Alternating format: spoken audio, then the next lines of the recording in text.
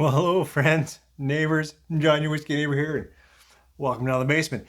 Today, I thought, you know what? We're heading into the gift giving season. Why not look at a gift pack from Dewar's that I actually got last Christmas, and I just opened them for you. Well, I had a bit of the 12 of this one, but the 15 and 18, these have been poured a few minutes ago for the first time. So we're going to look at. They all came in this little taster pack.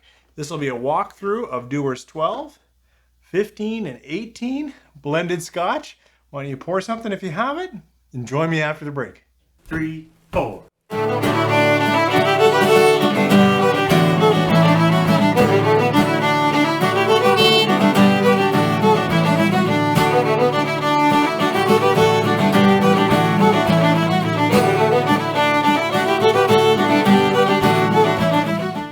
Thanks for coming back. As I said, I've got this taster pack of the 12, the 15, and the 18, and I saw it on the shelf before my wife got it. And this is 600 mils of Scotch, a third of which is 18 years old, and it was like 25 bucks Canadian. I think it sits for more than that regularly, but what a deal! And it also gives a sense of like, okay, if a house style is this, what happens if they're picking from their older stock? So I'm fairly familiar with the 12. We'll start there. The 15 I've had before, but I've never had the 18. Of course, these bottles actually were just open. So it's really a tasting, first thoughts, more than a critical review of this pack. But I thought, you know what? Why not give it a show? So this is Dewar's. We'll start with the 12-year-old. There's really no specific information on here except they talk about being double aged. So I will quickly say Dewar's house style is to make up this blend. It's a blended Scotch. So we've got, malted barley, but we also have grain whiskeys. And then they create the blend the way they want to taste it. And then they age it again in oak for a short amount of time. And so they marry their blending in oak. That's why they often say double aged on it. They're all 40%. I think they're all 40%. Yep.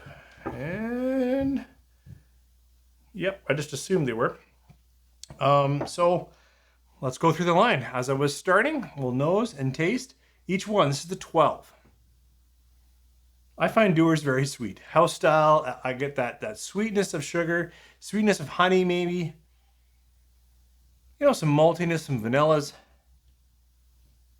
But a very light, sweet, light fruit, honey dram. Let's try it on the palate. Sláinte.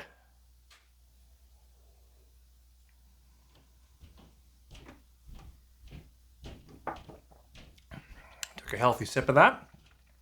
It is lightly creamy, so it has a nice mouth feel. I can't say it's viscous, but it just feels kind of, I was going to say fluffy marshmallow. I don't know where that came from, but there is also in the finish, I get just, hints of oak and hints of char mixed in with what is pretty sweet, maybe grainy. I don't find it grainy like in a negative way, honestly, but there is a graham cracker note to it that kind of plays around in there. I like Dewar's 12. It's simple. On the long finish, which there isn't much of, it gets a little metallic, a little bit industrial, which I don't appreciate very much. But just in the mouth and on the nose, it's sweet and easy drinking. Moving along to the 15-year-old, we'll see what we get on the nose. Oh, it is a little richer, a little more toffee.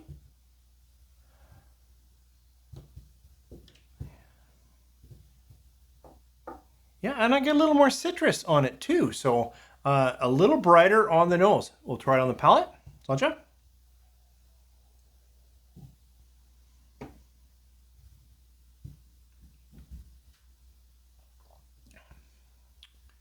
And I would say mixed in with the same, it's definitely in the house.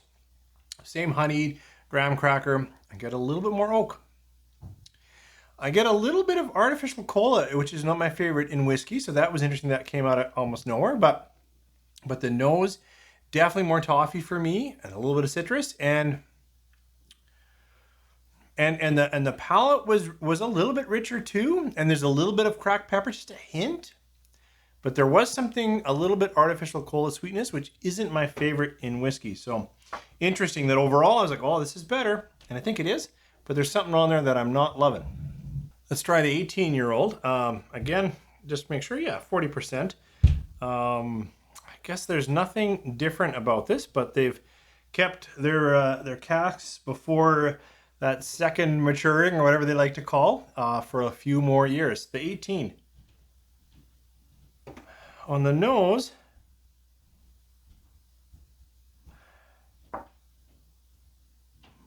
little bit of chocolates or maybe espresso, but there's something a little bit, or maybe nut, coconut, not the strongest coconut, but something in those notes. Start on the palate, Sancha.